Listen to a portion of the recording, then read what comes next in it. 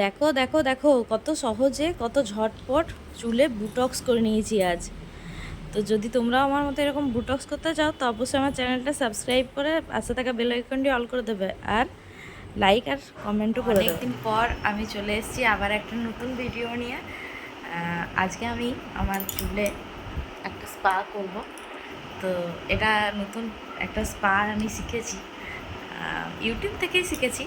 তো এইটাতে বলছে যে এই স্পাটাতে বলছে বায়োটিন ট্রিটমেন্ট যেটা আমরা পার্লারে গিয়ে পাই সেটা এখানে নাকি এই যে আমি করব কেরাটিন ট্রিটমেন্ট সেটাতে এই রেজাল্টটা পাওয়া যাবে। মানে কেরাটিন ট্রিটমেন্ট নয়, মানে না না বুটক্স বুটক্স সরি বুটক্স নামটা ভুলে যাচ্ছি, মাথায় থাকে না অত সবসময়তে। তো এই বুটক্স করবো আজকে আমার চুলে।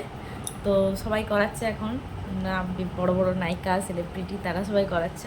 তো আমিও আজকে ভাবলাম তাহলে আমিও একটা সহজ বাড়িতে ঘরোয়া পদ্ধতিতে কীভাবে বুটক্স করা যায় আমি সেটা শিখেছি এবং সেটা আমি দেখাবো আজকে। তো তার জন্য আমার সবার প্রথমে যেটা দরকার সেটা হচ্ছে এই ফ্ল্যাক্সিডটা, এটা হচ্ছে প্রধান উপকরণ। তো চলো আমি দেখাই কীভাবে বানাতে হয়। আর হ্যাঁ, তার আগে বলে দিই welcome to my channel Moumita Banerjee to blog.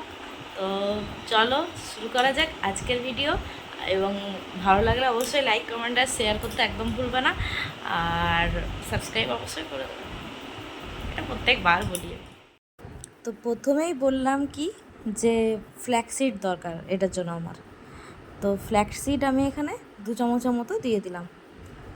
এরপর ওই 2 চামচ ফ্ল্যাক্সিড আর এই গ্লাসের মাপ করে 1 গ্লাস জল, এটা ভালোভাবে ফুটিয়ে নিতে হবে। নিয়ে অ্যালোভেরা জেলের মতো একটা জেল বের হবে এই ফ্ল্যাক্সিড থেকে। এইটাই হচ্ছে আসল কাজ। এই যে হয়ে গেছে আমার রেডি ফ্ল্যাক্সিড। ওই 10 মিনিট ফুটালেই হয়ে যাবে এটা। এরপর এই ফ্ল্যাক্সিডের গুণাগুণ সব জলের মধ্যে চলে এসছে।